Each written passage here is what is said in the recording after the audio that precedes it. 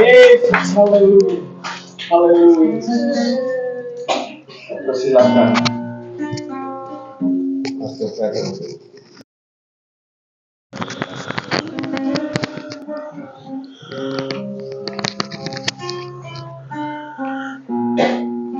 Mari kita berdoa di dalam acara doa pemeteraian untuk bangsa Israel.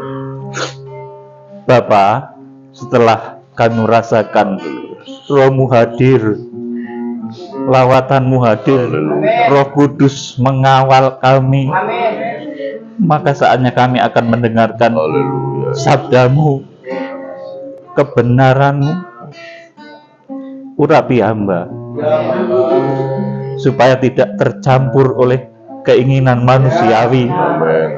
Benar-benar merupakan sabda dari Tuhan Yesus yang dahulu menampakkan diri di tempat ini dalam kemuliaannya, disaksikan oleh Petrus, Yohanes, dan Yakobus. Terima kasih Bapak. Kami akan sambut rahasia firman-Mu di dalam satu nama Tuhan Yesus Kristus. Haleluya. Amin. Ya, silakan duduk. Shalom. Kemurahan Tuhan yang begitu luar biasa. Dari awal kita naik ke tempat ini di Gunung Tabor, tempat dahulu Tuhan Yesus di dalam tubuh kemuliaannya bertemu dengan Elia dan Musa. Saudaraku yang dikasihi Tuhan Yesus Kristus, sejak naik di bukit ini tadi, Roh Kudus berbicara. Saat pertemuan dengan Musa dan Elia, itu Tuhan memberitahu bahwa nanti di akhir zaman, setelah Zaitun asli bangsa Israel ini menerima Injil bersatu dengan kita, maka akan tiba saatnya apa yang disebut di dalam Alkitab sebagai harpazo, orang-orang yang dibawa langsung kepada Allah dan ketahtanya. Kita akan membaca Matius pasal 17 dahulu. Matius pasal 17 ayat yang ke 1 sampai dengan selanjutnya dibaca Bapak Yepta. Matius 17 ayat 1. 6 hari kemudian Yesus membawa Petrus, Yakobus dan Yohanes saudaranya, dan bersama-sama dengan mereka ia naik ke sebuah gunung yang tinggi. Di situ mereka berdiri saja. Lalu Yesus berubah rupa di depan mata mereka. Wajahnya bercahaya seperti matahari dan pakaiannya menjadi putih bersinar seperti terang. Maka nampak kepada mereka Musa dan Elia sedang berbicara dengan dia. Cukup. Saudara, kenapa ini yang nampak di sana adalah Musa dan Elia? Dan Tuhan Yesus di dalam tubuh kemuliaannya. Saudara, ini pemberian amanat di akhir zaman, bahwa suatu ketika nanti harus terlahir orang-orang yang sempurna dari gereja Zaitun liar. Kita semua dari non-Israel dan kemudian bersatu dengan gereja dari Zaitun asli, dari bangsa Israel. Kalau itu sudah terjadi penyatuan antara Zaitun asli, di mana di sini juga ada tadi.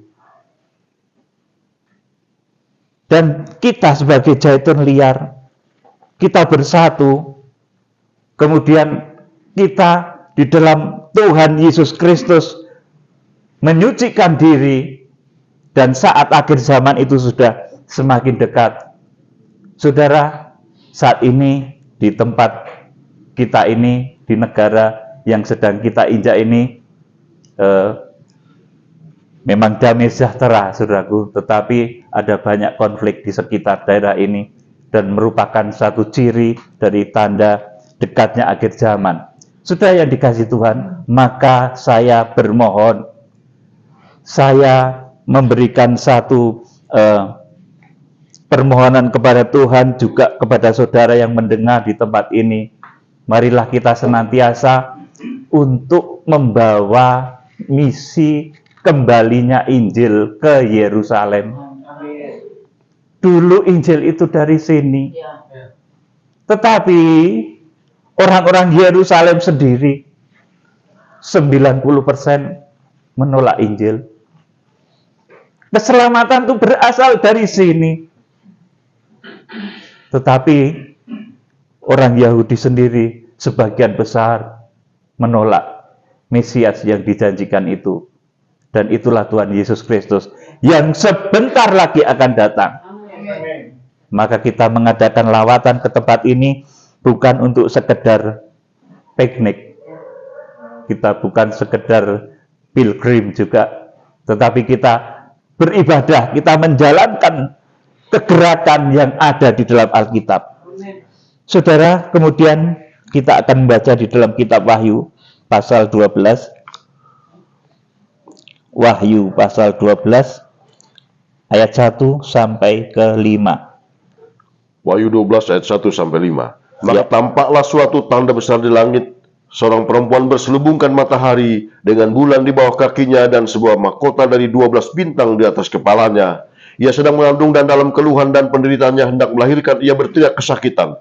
Maka tampaklah suatu tanda yang lain di langit, dan lihatlah seekor naga merah padam yang besar, berkepala 7 dan bertanduk 10, dan di atas kepalanya ada 7 mahkota. Dan ekornya menyeret sepertiga bintang dari bintang-bintang di langit dan melemparkannya ke atas bumi. Dan naga itu berdiri di hadapan perempuan yang hendak melahirkan itu untuk menelan anaknya segera sesudah perempuan itu melahirkan. Ayat 5. Maka ia melahirkan seorang anak laki-laki yang akan menggembalakan semua bangsa dengan gada besi. Tiba-tiba anaknya itu dirampas dan dibawa lari kepada Allah dan kepada tahtanya. Amin. Saudaraku, dengan menyatunya Zaitun asli, orang-orang yang percaya kepada Mesias yang dijanjikan, kepada Tuhan Yesus Kristus, bangsa Israel, kita jangkau dalam satu lawatan besar di akhir zaman yang namanya kegerakan Buddha Putih, ditulis dalam kitab Wahyu pasal 6 ayat 1 dan 2, yang dahulu banyak ditafsirkan ini sebagai antikris. Bukan, saudaraku. Ini kegerakan ketika nanti bangsa Israel itu kembali menerima kekasihnya, yaitu Tuhan Yesus Kristus. Dan itu merupakan satu misi besar, di mana ketika nanti gereja dari bangsa non-Israel kita semua ini bersatu utuh dengan gereja yang berasal dari bangsa Israel ini, maka kitab Wahyu pasal 12 ini akan digenapi nanti.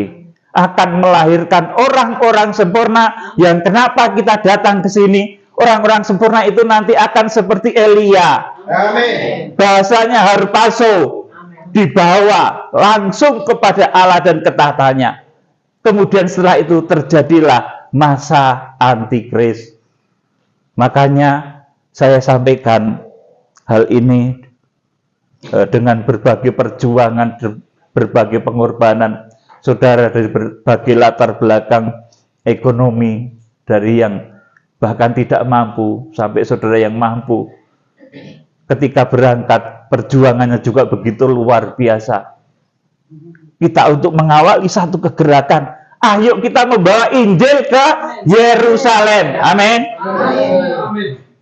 Injil harus kembali ke Yerusalem. Sudah waktunya.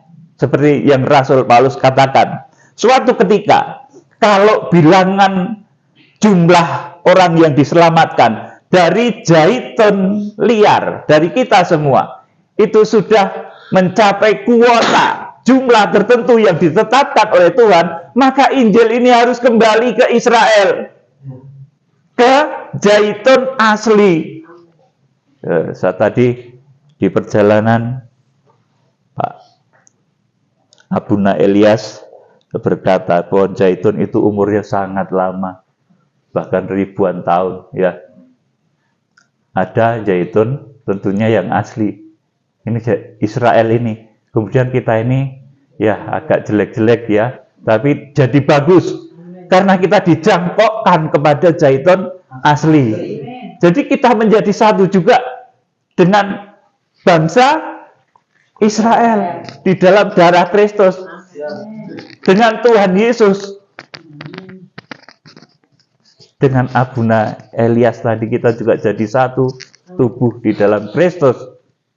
Oleh karena itu, lewat kegerakan ini saya menyarankan, mari para hamba Tuhan dari seluruh dunia, dari seluruh Indonesia, memiliki keterbebanan untuk menjangkau Israel, membawa Injil itu kembali ke Israel. Karena dari sini dahulu keselamatan itu berasal.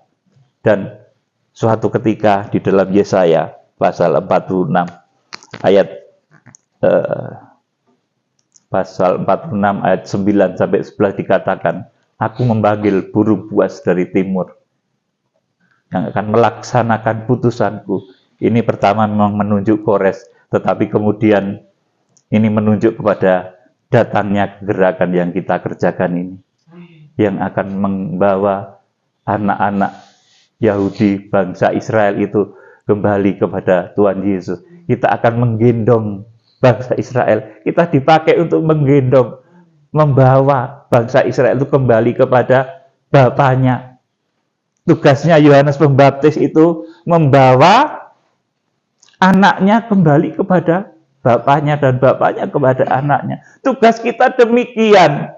Israel itu kesayangan Tuhan, yang sangat amat disayang Tuhan. Maka kita harus menggendong, membawa bangsa Israel itu kembali di dalam dekapan Tuhan Yesus Kristus.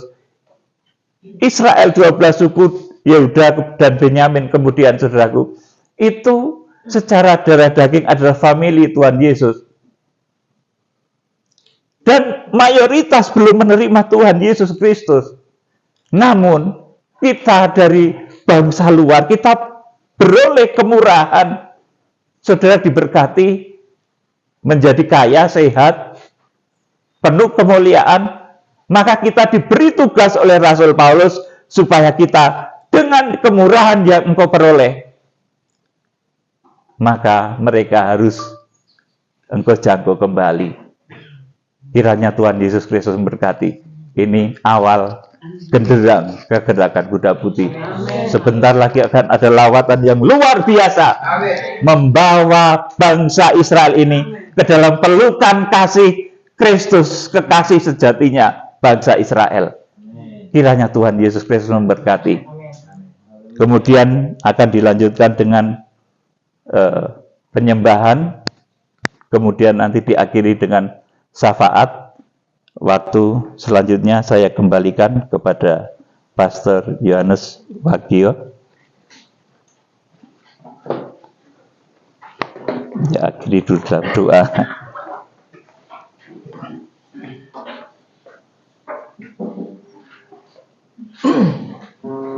Puji Tuhan Bapak Ibu, dalam terkasih dalam Tuhan, jelas rancangan Tuhan itu bermanfaat. Besok itu rangkaian dari seluruh firman nubuat yang disampaikan Tuhan sudah saatnya menjadi bagian hidup kita untuk kita mengenal. Secara akal tidak mungkin, apalagi kami hamba-hamba Tuhan, ini bukan perusahaan, bukan apa-apa. Tugas kami di Mesbah, satu perjuangan, satu perkumpulan yang tidak mudah. Kalau kita sampai di tempat ini, Bapak Ibu, ada waktu ke depan kita menyembah Tuhan, belajar mengerti kehendaknya Tuhan itu tidak mudah. Tetapi kalau kita membuka hati, kita merendahkan hati, akan menjadi mudah. Seringkali manusia menjadi menyesal ketika kesulitan datang. Tuhan jelas menyampaikan, barang siapa mau mengikut aku, harus menyangka dirinya dan mengikut saya. Tak akan pernah